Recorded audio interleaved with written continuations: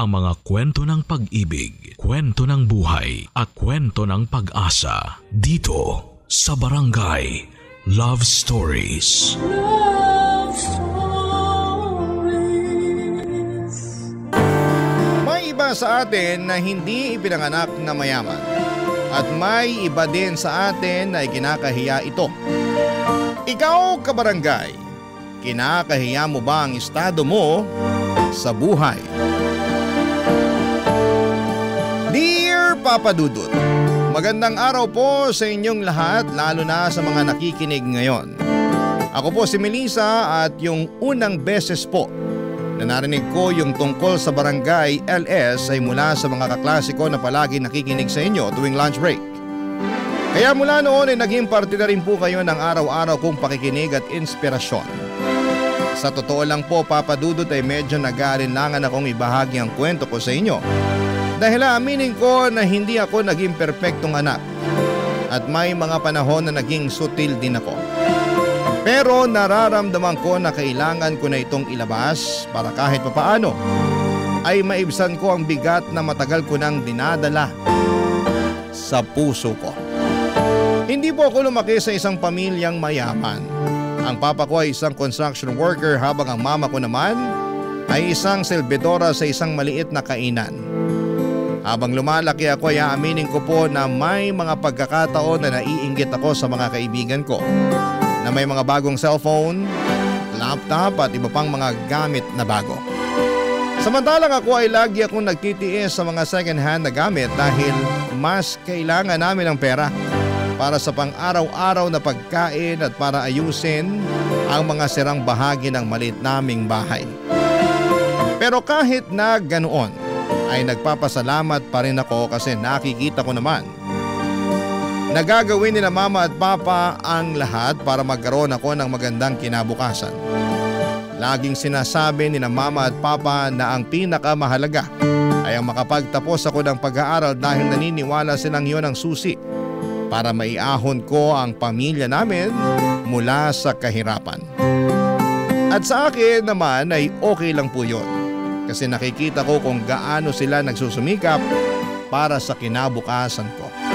At mas lalo kong napatunayan ang kanilang pagmamahal nang matanggap si mama bilang selbedora sa isang cafeteria ng isa sa mga pinakamagandang paaralan dito sa Pilipinas. Ang maganda pa dyan, dahil may employees discount si mama, ginamit niya ito para mapag-aral ako mismo sa eskwelahan na yon. At sa totoo lang ay sobrang saya ko noon dahil buong buhay ko ay nasa public school lamang ako.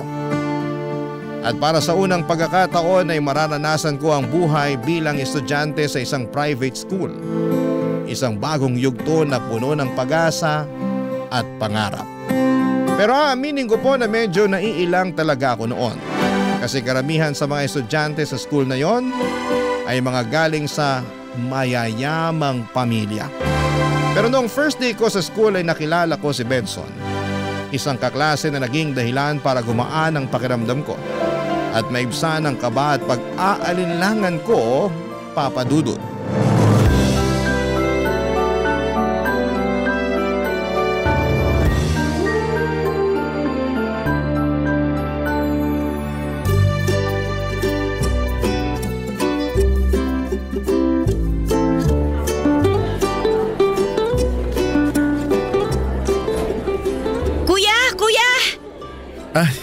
Bakit? Nawawala ako eh. Hindi ko mahanap yung classroom ko. Alam mo ba kung saan tong classroom na to? Ito oh. Sandali, patingin nga ulit. Okay, tamang-tama. Magkaklase pala tayo. Ay, salamat naman. Mapapadali na rin ang buhay ko. Kanina pa ako kasi nahihilo eh. Lika, sumama ka sa akin. Papunta na rin naman ako sa classroom natin eh. Ay, tamang-tama. Sige. Nga pala ako si Benson. Hello, ako naman si Melissa. Transferi ka dito, no? Ngayon lang kasi kita nakita eh. Oo. May isang oras pa tayo bago magsimula yung klase. Gusto mo tambay muna tayo sa cafeteria? Ha? Ayoko doon. Bakit naman? Di ba maraming tao doon? Ayoko kasi ng maingay eh. Ayos, may mga upuan pala dito.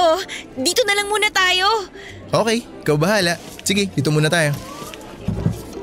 Siya nga pala, Benson. Matagal ka na bang nag-aaral dito? Oo, dito na ako nag-aaral simula elementary. Wow, siguro mayaman ang pamilya nito. Ano yun? Ang sabi ko mabuti naman kung ganon. Ikaw ba? Saan school ka galing? Galing din ako sa private school na malapit sa house namin. Pero pinilit ko talaga yung mommy and daddy ko na ilipat ako dito kasi feeling ko mas magkakaroon ako ng magandang job opportunities in the future kung dito ako makakapagtapos. Mismo! Yan din yung dahilan kung bakit ako dito gusto makapagtapos ng mga magulang ko.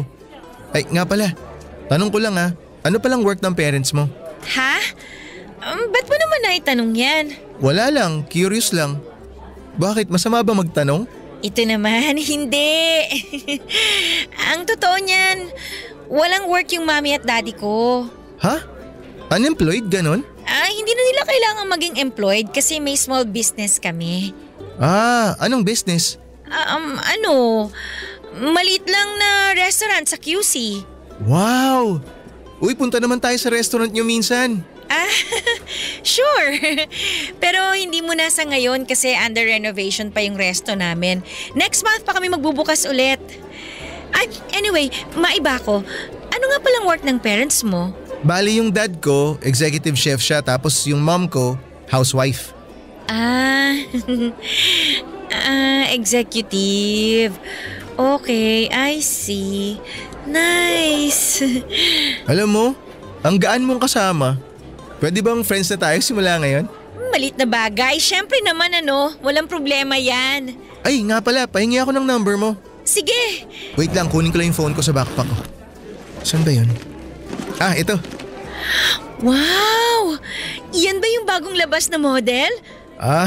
Talagang napansin mo Oo, ito nga yung latest. Pero regalo lang sa akin to ng dad ko. Anyway, anong number mo?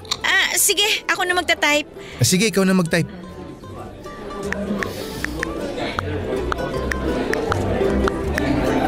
Eto na yung phone mo. Thank you Tawagan ko yung cellphone mo para ma-save mo yung number ko. Wag! Ha? Bakit? Hindi ko kasi dala yung cellphone ko kasi nasira kasi yung phone ko tama, nasira. Tapos kaka-pre-order ko lang ng bagong phone. Tapos hindi pa dumadating. Pero don't worry. Etong papel tsaka ballpen, isulat mo na lang yung number mo dyan para ma-save ko kagad yung number mo kapag dumating na yung in-order kong phone. Sige. Isusulat ko na lang number ko dito sa papel. Eto. Yan. Thank you. Halika na. Pasok na tayo sa classroom. Hindi ko na po mabilang kung ilang beses akong nagsinungaling kay Benson noong araw na yon. Kung ano-ano na lamang talaga ang sinabi ko. Lahat para lang maitago ang katotohanan at para hindi siya magduda o mahalata na galing ako sa isang mahirap na pamilya. Sinabi ko na may negosyo sina mama at papa at sinabi ko rin na nasira lamang ang cellphone ko. Kahit ang totoo ay luma na ang cellphone ko at halos hindi na gumagana yung speaker. Nahihiya po talaga ako kasi pakiramdam ko ay hindi ako bagay sa mundong ginagalawan ni Benson at ng mga kaklase ko. Pero mas lalo akong ninervyos nang nagyaya si Benson na kumain sa cafeteria. Alam ko po kasi na doon nagtatrabaho si mama at kapag nakita niya ako roon ay siguradong babatiin niya ako. At malalaman ni Benson at ng iba ko pang kaklase na anak lamang ako ng isang empleyado sa cafeteria. Noon pa man ay may takot na akong baka ma-judge nila ako o baka tingnan nila ako ng mababa dahil lamang sa estado ng pamilya ko sa buhay. Kaya kahit alam kong mali ay ginawa ko ang lahat para maitago ang katotohanan.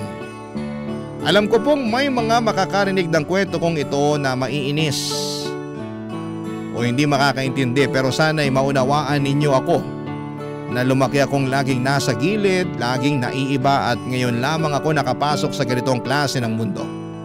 Kaya kahit minsan lang ay gusto ko sanang maramdaman na belong ako, na hindi ako naiiba at kaya ko makipagsabayan sa mga sosyal na mga estudyante. At nung nakapasok na kami ni Benson sa classroom namin ay mas lalo pa akong kinain ng insecurities ko.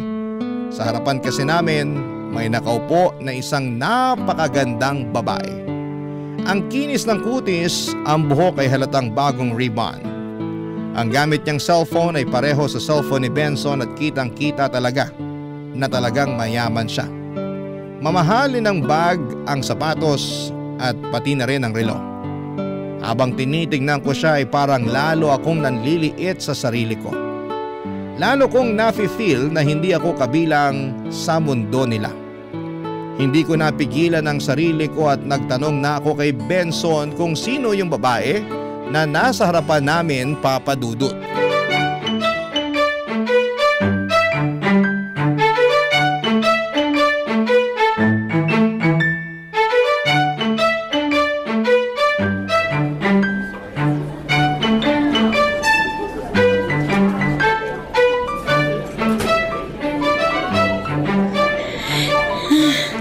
Ang lamig.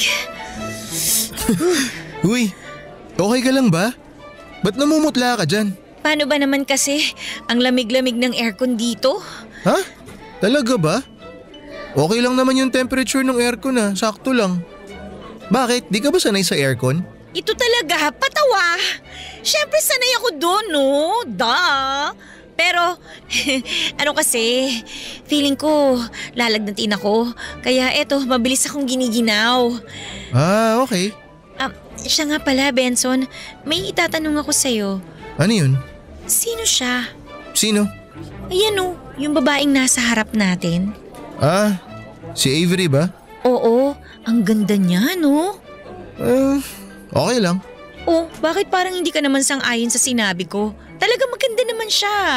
Hindi kami close niyan eh. Bakit naman? May ugali kasi yan. Paano mo naman nasabi? Sakit sa ulo ng teachers yan dito. Grades niyan puro pasangawa. Ah, ganun ba? Ba't mo naman biglang natanong si Avery? Teka, huwag mo sabihin sa akin na iinggit ka sa kanya. Ito naman, nagagandahan lang ako sa kanya, yun lang yun. Kasi kung naiinggit ka sa kanya, sinasabi ko na sa'yo. Hindi ka dapat mainggit. Eto atin-atin lang to, huwag ka maingay Sige, ano ba kasi yun? Yang si Avery, mata pobre yan. Alam mo ikaw, kalalaki mong tao, pero chismoso ka. Bro, hindi ko ugali ang manira ng kapwa Talagang mata pobre lang yan. Kasi may isang beses, narinig ko yan sa hallway kausap yung mama niya. Totoo ba? Anong sabi niya sa mama niya? Pinipilit niya yung mama niya na paalisin yung maid nila kasi amoy pulubi daw. Seryoso ba? Oo, kaya di ko kinakausap yan Well, pwera na lang kung may group activity na kasama siya. Pero bukod dun, hindi ko pinapansin yan. Kala ko nga magkaibigan kayo niyan Paano mo naman nasabi na magkaibigan kami ni Avery? Pareho kasi kayong mukhang mayaman at pareho din kayong, Parehong ano? Parehong may tsura. Ah, so sa tingin mo gwapo ako? Alam mo ikaw, feeling ka rin no?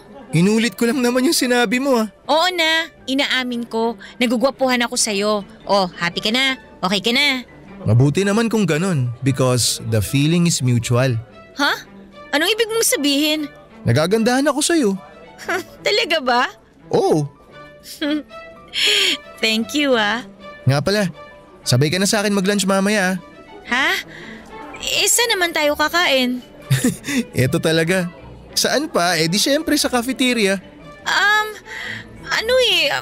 Busog pa kasi ako ikaw na lang. Alam ko na yung ginagawa mo. Ha? Anong ibig mong sabihin? Alam ko na marami sa inyo mga babae panay ang diet ngayon.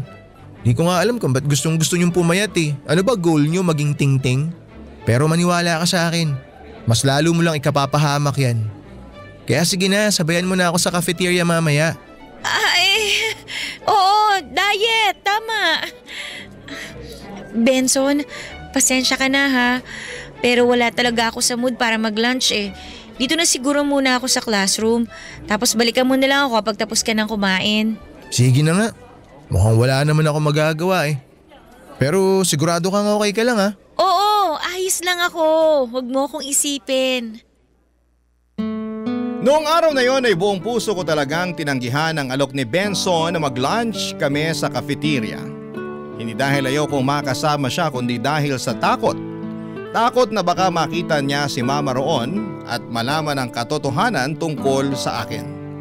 Kaya para makaiwas ay nagsimula na akong magbaon ng pagkain sa pang-araw-araw.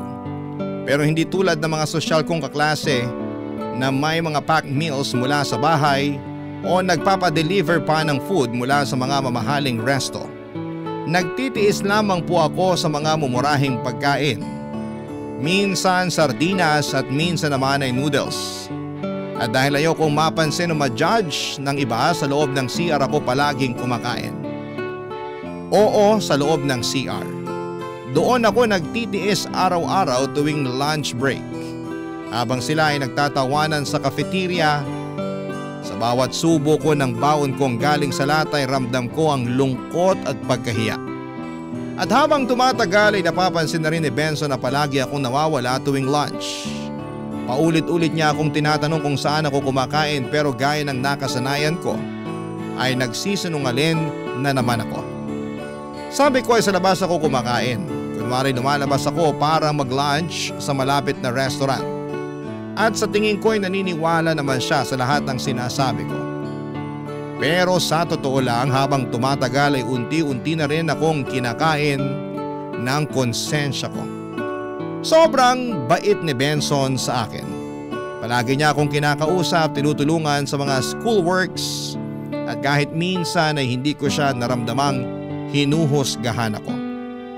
Kaya naman talagang nakokonsensya ako kay Benson kasi wala na akong ibang ginawa, Papa Dudut, kung hindi ang magsinungaling sa kanya at itago sa kanya ang tunay na kalagayan ko. Barangay Love Stories. Barangay Love Stories. Lumipas ang mga buwan at dumating din yung araw na inamin na ni Benson na may gusto siya sa akin. Aaminin ko po, halos malaglag ang puso ko sa sobrang kilig. Parang hindi ako makapaniwala na ang gwapo, matalino, mabait at mayaman na lalaki ay magkakagusto pa pala sa isang katulad kong simpleng babae na galing sa pamilyang salat sa yaman. Sa totoo lang po, noong mga panahong yon ay pakiramdam ko ay parang ako yung bida sa isang fairy tale na hindi ko naman inakalang mangyayari sa tunay na buhay. Ako yung tipikal na damsel in distress na biglang pinansin ng prinsipeng nakatira sa isang malaki na kastilyo. At dahil si ate mong marupok ay kilig na kilig ay hindi na ako nagpaligoy-ligoy pa. Napa-oo agad ako kay Benson. At opisyal na naging kami. Simula noon ay halos araw-araw ay puno ng kilig at lambing ang mundo ko. Napaka-sweet niya, napaka-gentleman at wala siyang araw na pinapalampas para iparamdam sa akin na espesyal ako. Palagi niyang sinasabi na maganda ako, na proud siya sa akin at swerte siya sa akin. Kahit ako mismo ay hindi ko yun madalas maramdaman sa sarili ko. Pero sa kabila ng lahat ng pagmamahal at kabutihan ni Benson, hindi pa rin naging sapat yon para maging totoo ako sa kanya. Sa halip na ipagtapat ko ang tunay na kalagayan ko sa buhay, ay mas pinili ko magpatuloy sa pagpapanggap. Patuloy kong pinapalabas na galing ako sa pamilyang may kaya, na kaya kong sumabay sa lifestyle niya at ng mga kaibigan niya. Hindi ko alam kung dahil ba sa takot o dahil ayokong mawala yung magandang imahe na meron siya sa akin. Maging si Mama ay nagtataka na kung bakit hindi niya ako nakikita sa cafeteria. Ilang beses niya akong tinatanong kung okay lamang ba ako, pero palagi kong sinasabi na busy ako sa mga school projects kaya hindi ako nakakadaan sa cafeteria. Pero ang totoo ay iniiwasan ko talaga siya kasi baka sa isang iglap ay mabunyag ang lahat ng sekreto ko. Hanggang isang araw ay pinilit na talaga ako ni Benson na samahan siyang kumain sa cafeteria. Wala na akong lusot at wala na rin akong ibang dahilan na maisip pa. At habang papalapit kami sa pinto ng cafeteria, pakiramdam ko ay parang unti-unting bumabagal ang paligid. Doon ko talaga naramdaman ang bigat ng lahat ng kasinungalingan ko. Yung kaba na parang sasabog ang dibdib ko. Dahil alam kong sa oras na makita ako ni Mama at matawag ako ng anak ay wala na akong matatakbuhan. Alam kong oras na lang ang binibilang bago tuluyang mabasag ang perpektong imahe na ipinakita ko kay Benson Papadudut.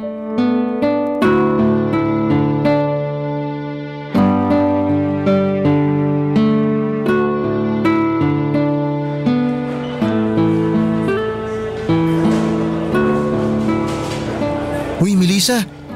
Ayos ka lang? Ba't pinagpapawisan ka? Huwag mo akong intindihin. Okay lang ako. Halika na. Benson, ikaw nang umorder ng pagkain natin, ha? Samahan mo ako para makapili ka ng gusto mong kainin. Ay naku, wag na. Ikaw nang bahala. Maghahanap na lang ako ng mauupuan natin. Sige na nga, hanap ka muna ng mauupuan natin. Bili lang ako sandali balik ako agad. Sige. Pambihirang buhay to, oo. Munti ka na ako dun Diyos me, Melissa, ano ba kasi itong pinasok mo?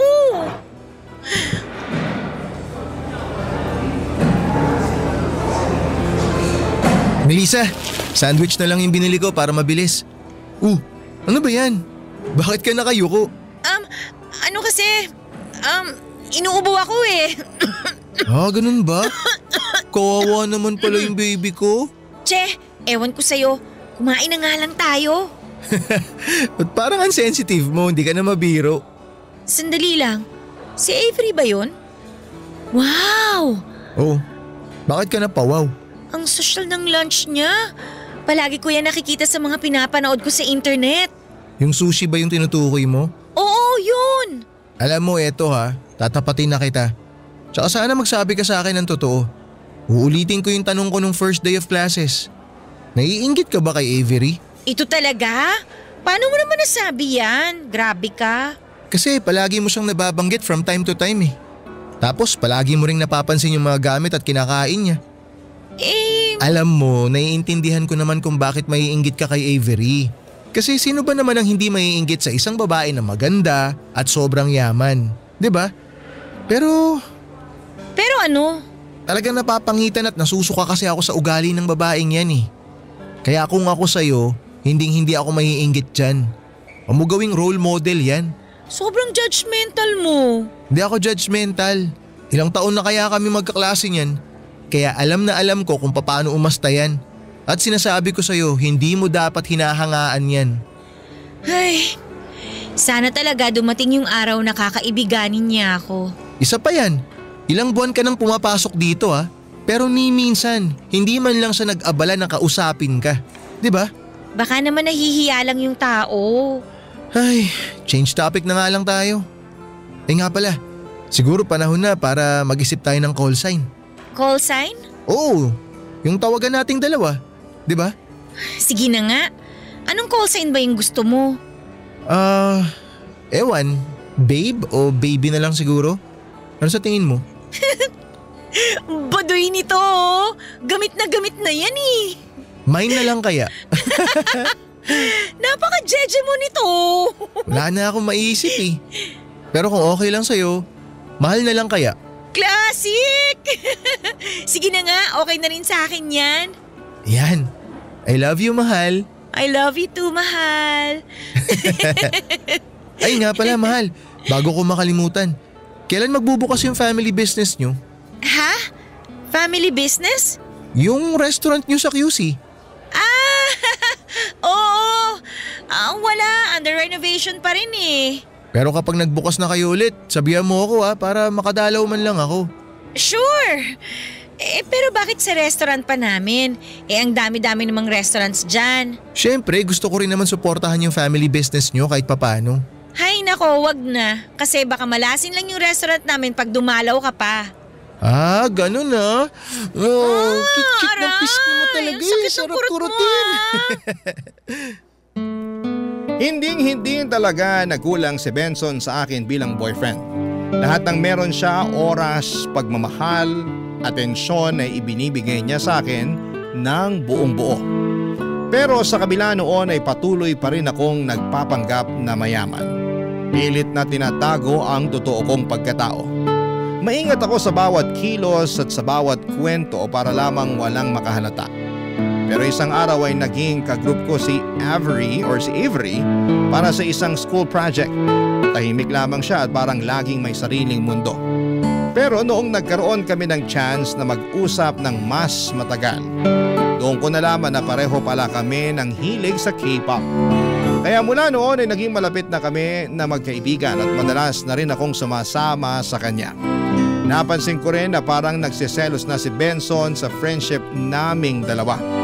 Ramdam ko yon sa mga titig niya tuwing nakikita niya kami ni Avery na magkasama. At minsan ay nasasabi na rin niya sa akin na parang nag-iiba na raw ako. Mas nagiging maarte, mas conscious sa sarili at mas iba na raw akong kumilos kumpara dati. Hindi ko rin maitatanggi na may mga ugali si Avery na parang kusa kong na-adapt. Yung paraan niya ng pananamit, pagsasalita pati yung standards niya sa mga bagay-bagay. Siguro kasi gusto ko ring ma-feel na belong ako sa mundong ginagalawan niya. Yung mundo na may kaya ng mga sosyal at ng mga mukhang walang problema sa buhay. At dahil doon ay hindi ko namamalaya na unti-unti ko na palang nakakalimutan kung sino talaga ako. At mas lumala lang ang lahat ng isang araw ay sabay kaming pumasok ni Avery sa cafeteria. Pagkakuha niya ng food sa tray ay nakita niyang may patay na lamok sa pagkain niya, Papa Dudut. Bigla siyang nandiri at sinigawan ni Avery ang mga staff sa cafeteria ng mga oras na yon.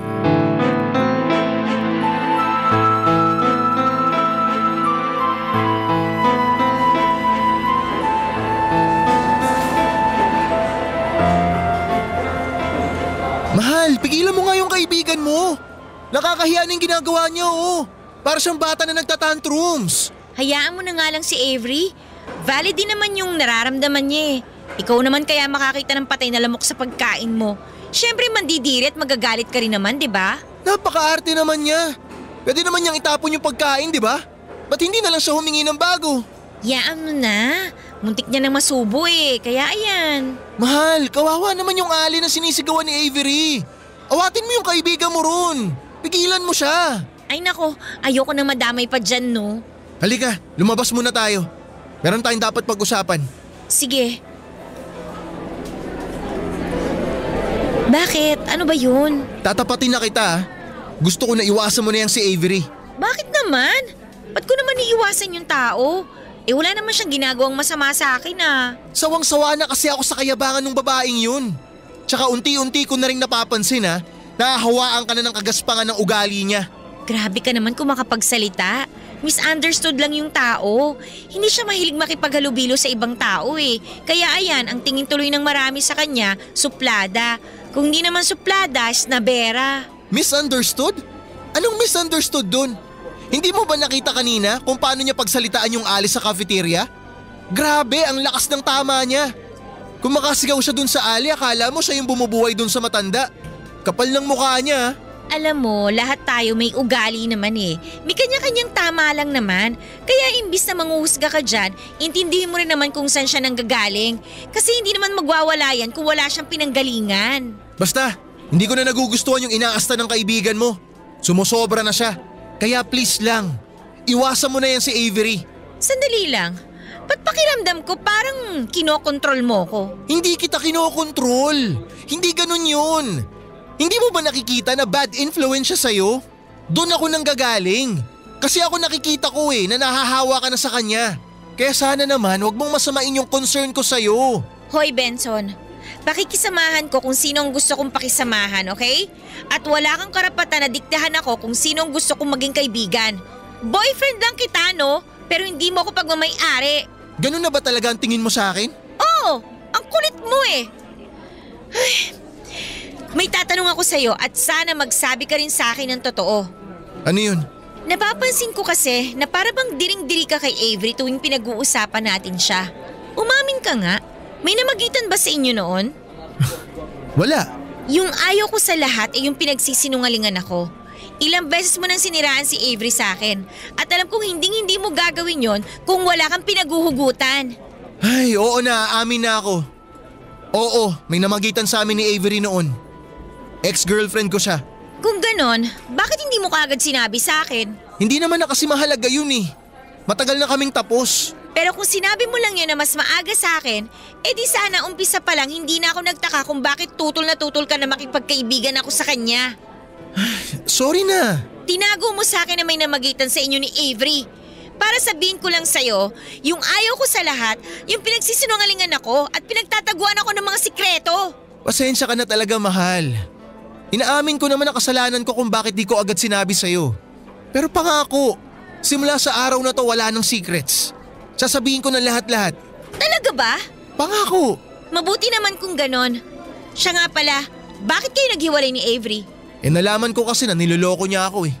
Ha? Paano niloko? Nakita ko yung messenger niya. Meron siyang kinakausap na ibang lalaki. Simula nun, nakipaghiwalay na ako sa kanya. Pero ni minsan hindi siya humingi sa akin ng sorry. Kaya naman pala. Kaya naman pala Parang ganun-ganun na lang yung galit mo sa kanya. Mas naiintindihan ko na ngayon kung bakit palagi mo siyang sinisiraan sa akin. Ha? Hindi ako galit sa kanya. At hindi ko rin siya sinisiraan sa'yo. Ang akin lang naman, alam ko yung totoong ugali ng babaeng yun. At ayoko matulad ka sa kanya. Benson, hindi na ako bata. Alam ko rin ginagawa ko. At wala ka rin karapatan na pagbawalan ako. Kaya please lang, kung ayaw mo na magkasira tayo, wag mo akong kokontrolin kasi yun yung ayaw ko sa lahat eh. Yung pakiramdam na parang minamanduhan ako. Mahal naman. Ayoko na makipagtalo sa'yo, okay? Sige na, pupunta muna ako ng CR. Maiwan na muna kita dyan. Aaminin ko po sa inyo na sobrang nakonsensya ako noong nakita kong pinagsalitaan ng masama ni Avery ang mama ko sa harapan ng maraming tao sa cafeteria. At ang mas masakit pa roon nang nakausap ko si Benson tungkol sa nangyari, mas siya pa ang nagpakita ng pag-aalala at awa sa mama ko. Na para bang mas siya pa ang anak kesa sa akin. Pero kahit na ganoon ay pinili ko pa ring manahimik at magpanggap. Kasi iniisip ko na kapag nalaman ng lahat na yung selbidora ang pinahiya ni Avery ay ang mama ko, ay baka pandirihan nila ako o baliwalain. At yon ang pinakaayaw kong maramdaman. Pagkatapos ng usapan namin ni Benson ay nagkaroon na ng distansya sa pagitan namin. Hindi ko muna siya kinausap kasi aaminin kong naiirita ako kapag pakiramdam ko ay kinokontrol ako. Ayoko yung dinidiktahan ako kung sino ang dapat kong iwasan o kaibiganin. Kaya naman noong paulit-ulit niyang sinasabi na iwasan ko si Avery ay mas lalo lamang akong napipikon. At habang lumilipas ang mga araw, mas naging madalas na ang pagsasama namin ni Avery. Mas nakikilala ko siya at aaminin ko rin na mas lalo ko siyang hinahangaan dahil maganda at mayaman siya. Pero habang tumitibay ang samahan namin ni Avery ay unti-unti rin naman na napapalayo ang damdamin ko kay Benson. Napapansin ko rin na hindi na niya ako nilalambing at hindi na rin siya masyadong nag-i-effort sa akin. Aaminin ko na sobra ako nasasaktan noong unti-unti kong nararamdaman na lumalayo na ang loob sa akin ni Benson pero wala akong ibang nagawa kundi ang tanggapin yon. At habang mas dumadalas ang oras ko kay Avery, mas nararamdaman ko ring lumalamig na ang relasyon namin ni Benson. Para bang pareho naming nararamdaman na may nagbago na. Pero pareho rin kaming walang lakas ng loob na aminin ito ng direkta sa bawat isa ng mga panahong yon. Barangay Love Stories. Barangay Love Stories. Papadudot, syempre dumating din ang araw na pareho kaming napagod ni Benson sa matagal naming pag-iiwasan. Kaya nag-usap kami ng tapat at prangka. Dito namin ibinahagi sa isa't isa ang tunay naming nararamdaman at kung bakit unti-unti nang lumalamig ang relasyon namin. Sinabi ni Benson na pakiramdam niya ay binabastos ko siya tuwing kasama ko si Avery. Ang sabi niya na si Avery ang unang babae na nanloko at nanakit sa kanya. Kaya nahihirapan siyang makita akong napapalapit sa kanya. Dagdag pa niya habang tumatagal ay parang nagiging katulad na daw ako ni Avery. Mas nagiging maarte, mas naging conscious sa sarili at nawawala na raw yung simpleng Melissa na nakilala at minahal niya noon. At sa totoo lang, Papa Dudut, ay nasaktan ako sa mga sinabi niya. Hindi alam ni Benson yung mga pinagdaanan ko sa buhay at kung gaano kami kasalat sa pera at hindi ko makakamit ang pagkakataong makapag-aral sa private school kung hindi dahil sa trabaho ni Mama bilang selbidora at sa discount na natatanggap niya. At sa totoo lang ay ang mga oras na kasama ko si Avery, ang mga sandaling nakakalimutan ko ang hirap ng buhay. Tuwing kasama ko si Avery, pakiramdam ko ay bilong na bilong ako sa mga babaeng hinahangaan sa school namin dahil may kaya sila. Kaya naman sinabi ko kay Benson na kung hindi niya kayang tanggapin na masaya ako sa friendship namin ni Avery at kung palagi niya akong pipigilan at ipaparamdam na mali ako sa mga desisyon ko sa buhay, siguro ay panahon na para maghiwalay muna kami. Hindi dahil wala na akong pagmamahal sa kanya kundi dahil baka magkaiba lang talaga kami ng pananaw sa buhay.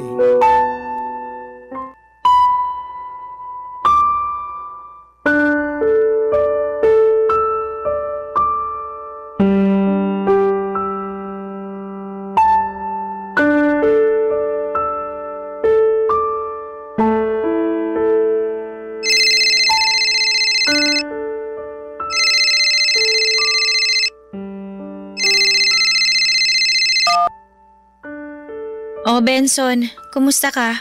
Okay lang naman. Ikaw, kumusta ka? Okay lang ako. Medyo matagal na rin mula nung huli tayo nagkausap na maayos. Kaya nga eh. Bakit ka ba napatawag? Pakiramdam ko nung huli tayo nag-usap, parehong mainit mga ulo natin. Pero ngayon, gusto ko na sanang linawin kung ano ba talaga ang meron tayo. Ang totoo niyan, matagal ko nang gustong pag-usapan yan. Kasi habang tumatagal, palabo na ng palabo tong relasyon natin eh. Yun na nga eh. Benson, aaminin ko na hanggang ngayon, mahal na mahal kita. Aaminin ko rin sa'yo na mahal pa rin kita, Melissa. Pero, sa tingin ko, panahon na para magkanya-kanya tayo. Sandali lang. Hinihiwalayan mo na ba ako? Ayoko sanang gawin to pero pinapalaya na kita. Teka, tinawagan kita kasi gusto ko sanang ayusin tong relasyon natin. Pero bakit ganun? Bakit parang pakiramdam ko ayaw mo nang bigyan tayo ng second chance? I'm sorry, pero kasi Sige na, sabihin mo na sa akin. Ano ba talagang dahilan kung bakit sumusuko ka na? Siguro mas mabuti kung tsaka na lang muna natin pag-usapan to. Anong tsaka na lang tayo mag-usap? Nandito na to eh. Kaya sige na, sabihin mo na sa akin yung totoo.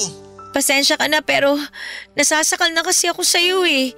Nasasakal ako sa'yo tuwing pinagsasabihan mo ko kung ano yung dapat at hindi ko dapat gawin. Pero hindi mo man lang ba naiisip o napapansin na lahat ng mga sinasabi ko sa'yo para din naman sa ikabubuti mo? At ano naman yung ikakabuti ko? Hilumayo sa mga taong gusto ko na maging kaibigan dahil lang ayaw mo sa kanila? Sobrang unfair naman yata nun. Masyado ka manipulative at controlling. Pero napakapangit ng ugali ng taong yun. Nung taong gusto mong maging kaibigan. Hindi mo ba naiintindihan yun?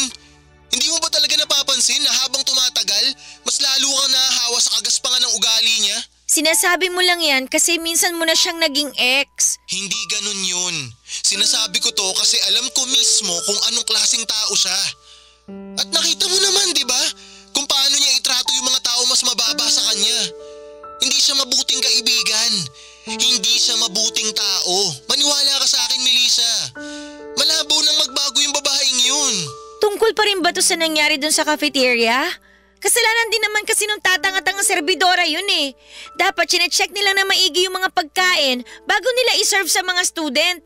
Kung ako yung nasa kalagayan ni Avery nung araw na yon, malamang sa malamang gagawin ko din yung ginawa niya. Ang totoo niyan, dapat hindi na sila nag-hire ng mga matatandang serbidora eh. Actually, kung sa akin nangyari yung nangyari kay Avery, malamang ipapakain ko sa hampas lupang serbidora na yon yung lamok. Naririnig mo ba yung sinasabi mo? Ayan, yan mismo ang dahilan kung bakit ayoko na maging kaibigan mo yung si Avery. Hindi ka naman ganyan dati. Hindi ganyan ang pagkakakilala ko sa'yo. Dahil siguro hindi mo naman talaga ako kilala. Wala ka namang ibang ginawa kundi husgahan at questionin ang bawat galaw ko eh. Sinabi ko na to kanina at sasabihin ko ulit sa'yo. Nakakasakal ka na. Kaya ayoko na. Pagod na ako. Utang na loob, Benson, tigilan mo na ako. Kung lagi mong mamasamain yung concern ko sa'yo, sige. Siguro nga panahon na para tapusin na natin to. Yun nga, tapusin na natin to. Salamat na lang sa lahat. Alam mo, hindi ko ginusto na umabot tayo sa ganito. Ang gusto ko lang naman bumalik yung dating Melissa. Yung Melissa na simple, yung Melissa na hindi nang hihingi ng validation galing sa ibang tao. Ha? Ano ba pinagsasabi mo dyan? Akala mo ba hindi ko napapansin na unti-unti mo nang kinokopya bawat kilos ni Avery? Para kang uhaw na uhaw sa approval at atensyon niya. Ano bang nakita mo sa babaeng yun?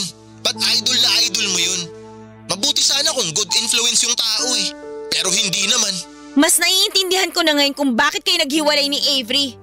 Ano sinasabi mo? Siguro katulad ko, nasasakal na din siya sa'yo kasi ang dami mong drama sa buhay. Daig mo pa ang babae sa kakadada mo dyan. Bago mo kami husgahan, tingnan mo kaya muna yung sarili mo sa salamin kasi hindi ka rin naman perpekto, Benson. Sige na, ibababa ko na to. Ayaw na kitang kausap. Ayoko na magkasamaan pa tayo ng loob. Bahala ka sa buhay mo. Maghanap ka ng ibang babae na kokontrolin mo. At yun na nga Papadudo, tuluyan na kaming naghiwalay ni Benson pagkatapos ng tawag na yon.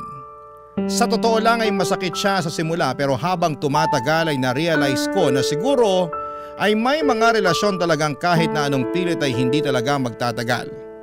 May mga magjowa talaga na kahit mahal ang isa't isa, hindi magkakaintindihan dahil magkaiba ng pananaw nila sa buhay. At naisip ko rin na ayokong tumulad sa mga babaeng iniiwan ng mga kaibigan nila para lamang sa lalaki. Kaya naman pinili kong maging mabuting kaibigan para kay Avery. Kasi sa dami ng tao sa mundo ay madali lang humanap ng boyfriend. Pero ang tunay na kaibigan, yung totoo at totoo rin sa iyo ay madalang lang yon. At noong mga panahon na yon ay si Avery ang akala kong kaibigan ko. Pero paglipas ng ilang linggo ay napansin kong parang may mali na. Unti-unti ay para na akong sinasakal sa pakikisama kay Avery. Sa una ay okay lang. Iniisip ko na baka ganun lang talaga siya o baka nasanay lang siya na palaging may tumutulong sa kanya pero dumating sa punto na parang hindi na ako ang kaibigan niya kundi alalay na niya. Ako nang taga-bitbit ng bag niya, tagahawak ng mga libro niya at ang pinaka walang hiya sa lahat. Pati assignments and projects niya ay inaasa na niya sa akin na parang responsibilidad ko yon. Hindi na siya humihingi ng tulong kundi inuutos na niya. Hanggang sa dumating yung araw na napagtanto ko na hindi na ito pagkakaibigan at ginagamit lamang ako ni Avery. Nung una ay tinitiis ko ang lahat kasi iniisip ko na baka stress lang si Avery o baka sanay lang siyang may tumutulong sa kanya kasi lumaki siya sa marangyang pamilya. Pero habang tumatagal ay napapansin ko na hindi na ako kaibigan sa paningin niya at parang ginawa na niya akong personal assistant. At sa mga oras na yon ay bigla ko naalala lahat ng mga sinabi ni Benson. Lahat ng mga babala niya, lahat ng concern niya. Doon ko lang lubos na naintindihan at kahit ayaw kong aminin, siya din pala ang tama sa huli. Kaya naman makalipas ang ilang araw ay nilakasan ko ang loob ko at naisipan ko na baka sakaling hindi pa huli ang lahat. Baka pwede pa kaming mag-usap ni Benson at kung papala rin ay baka pwede pa kaming magkabalikan.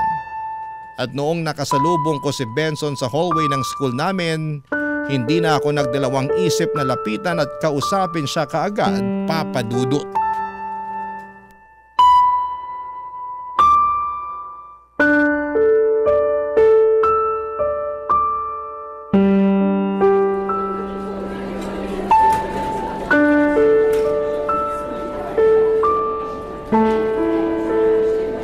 Benson! Sandali lang!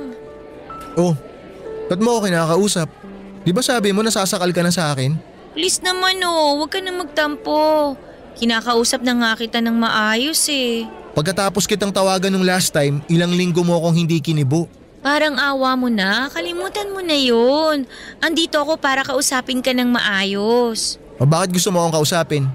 Ano kailangan mo? Bilisan mo na, may tatapusin pa akong project pagdating ko sa bahay. Narealize ko na tama yung lahat ng sinabi mo tungkol kay Avery na hanggang ngayon, hindi pa rin siya nagbabago. Hindi pala kaibigan ang hanap niya, kundi isang tao na magiging sunod-sunuran sa kanya. I'm sorry kung hindi ako kagad nakinig sa'yo. Dapat sa simula pa lang naniwala na ako sa'yo. Kasi kung tutuusin, mas una kayo nagkakilala at naging girlfriend mo pa siya. Wala nang kwenta yung realization mo. Matagal mo nang tinapos kung ano yung meron tayo. Ganyan na ba talaga katigas ang puso mo? Humihingi na nga ako ng tawad sa'yo oh. Inaamin ko na ako na tong nagkamali at nagpakatanga para lang matanggap ni Avery. Melissa, diretsuhin mo na nga ako. Ano ba talagang gusto mo mangyari? Hindi pa ba obvious? Gusto ko magkabalikan tayo. Hanggang ngayon hindi pa rin nawawala yung pagmamahal ko sa'yo. At sigurado ako na ganun din ang nararamdaman mo para sa akin. Pasensya ka na pero malabo na yan. Ha? Bakit naman nagkakaganyan ka? Hindi ka naman ganyan dati ha.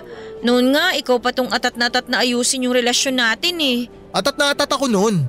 Pero marami kasi ako na-realize ngayon. At buo na yung desisyon ko na iwan ka. Alam mo, hindi kita maintindihan, Benson. I'm sorry kung napapaiyak ako ngayon. Pero hindi ko lang talaga kasi maintindihan kung saan ka nang gagaling eh. Ba't ba bigla ka na lang ng lamig sa akin? Saka na lang natin to pag-usapan. Kailangan ko na talagang umuwi. Hindi ka aalis. Dito ka lang. Dito ka lang hanggang sa malaman ko kung bakit ka nagkakaganyan. Maniwala ka sa akin, Melissa. Kapag sinagot ko yan, hindi mo magugustuhan yung maririnig mo. Wala akong pakialam. Magsalita ka. Inaamin ko na nga na nagkamali ako kay Avery, di ba? Inaamin ko na all along, ikaw tong tama at dapat matagal ko na siyang nilayuan. Sana naman wag mo akong pagkaitan ng second chance. Kasi lahat naman tayo nagkakamali eh. Hindi naman ako nagkakaganito dahil sa pagkakaibigan niyo ni Avery. Eh kung gano'n naman pala, ano yung dahilan? Sabihin mo na sa akin para at least malaman ko naman kung saan ka nang gagaling. Hindi ako manghuhula, Benson. Kaya utang na loob naman, magsalita ka. Kasi alam ko na yung totoo, Melissa. Ha? Anong totoo? Alam ko na yung alis sa cafeteria, nanay mo yun. Paano mo nalaman yan? Isang beses nakita ko siyang umiiyak. Nilapitan ko siya para kumustahin. Sabi ko baka mapagaan ko yung loob niya. Bigla na lang niyang inamin sa akin. Napapaluha daw siya tuwing naiisip niya na kahit minsan hindi man lang siya kinumusta ng anak niya dito sa campus. Tapos nung tinanong ko kung anong pangalan ng anak niya, alam mo kung ano sabi niya? Melissa. Melissa daw ang pangalan ng anak niya. Ona! Inaamin ko na hindi mayaman yung pamilya ko. Ngayon na alam mo na yung totoo. Wala nang point para itago ko pa sa iyo yung katotohanan. Nagpapanggap lang ako na mayaman para mag-fit in ako sa mga kaklase natin. Pero sana wag mo naman akong husgahan dahil lang sa estado ng buhay namin. Yan ang wag na wag mong gagawin, Melissa. Anong ibig mong sabihin? Wag mo akong babaliktarin. Wag na wag mong babaliktarin ang kwento. Hindi kita hinuhusgahan at lalo hindi ako nandidiri dahil mahirap kayo. Wag kang magsinungaling, Melissa. Hinuhusgahan at pinandidirian kita kasi hindi ko lubos akalain na magagawa mo yon sa sarili mong nanay. Narinig ko na dati kung paano mo siya pagsalitaan. Ano nga ulit yung sabi mo? Na ipapakain mo sa kanya yung lamok? Benson, I'm sorry. Hindi naman kasi ako ganong klase ng tao eh. Talagang nakaramdam lang ako ng peer pressure kasi pakiramdam ko hindi ako belong dito eh. Kaya ako lang nagawa yun dahil gusto ko maramdaman na hindi ako salat sa buhay. Pero hindi sapat na dahilan yun para bastusin at pagsalitaan mo yung mama mo. Ako mahal na mahal ko mom ko. At hindi ko magagawa sa kanya yung ginagawa mo sa mama mo. Madali lang para sa'yo na sabihin yan kasi mayaman kayo. Lumaki ka sa marangyang pamilya kaya kahit kailan, hindi mo maiintindihan kung saan ako nanggagaling. Hindi sapat na dahilan yung kahirapan, Melissa. Para walang hiyain mo yung mama mo ng ganun. At maniwala ka man o hindi ko magagawang bastusin ng mom ko kahit malugmok kami sa hirap. I'm sorry. Please, patawarin mo na ako. Alam mo mismo sa sarili mo na wala akong kasalanan. Nakasalanan ni Avery kung bakit ako nagkakaganito. Nagmamakawa ako sa'yo. Sana naman bigyan mo pa ng second chance ang relasyon natin. Siguro nga naging bad influence si Avery sa'yo. Pero hindi ka na bata, Melissa. Alam mo na ang tama't mali. At sa mga nalaman ko at mga pinakita mo sa akin, mas lalo mo lang pinatunayan na dapat na kitang layuan. Benson! Benson, sandali lang!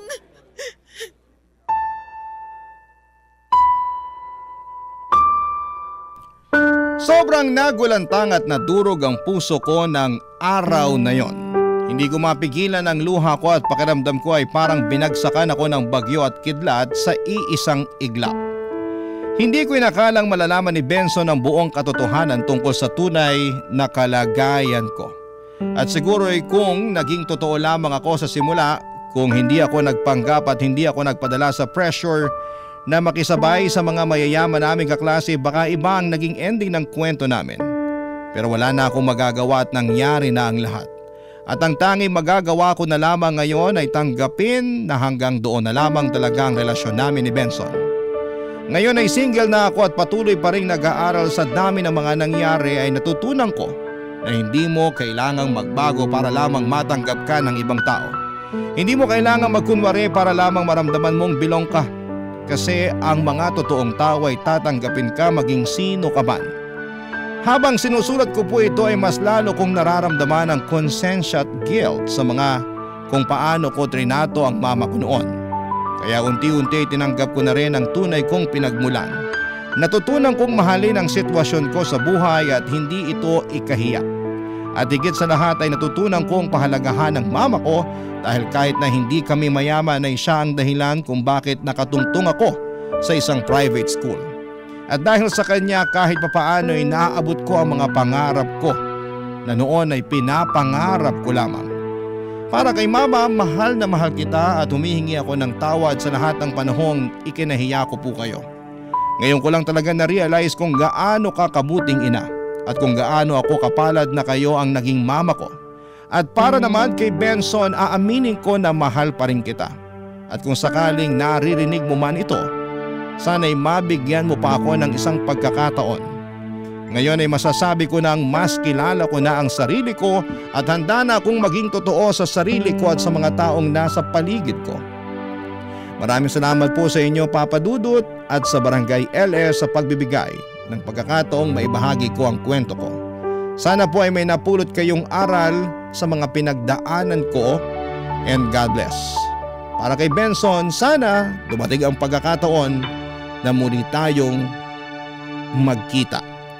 Ang inyong forever kapuso at kabarangay, Melissa. Ako, gigil na gigil talaga ako sa nangyayari sa kwento natin. O ikaw, kabarangay, kumukulo rin ba dugo mo? Pwede kang mag-iwan ng comment sa ating comment section.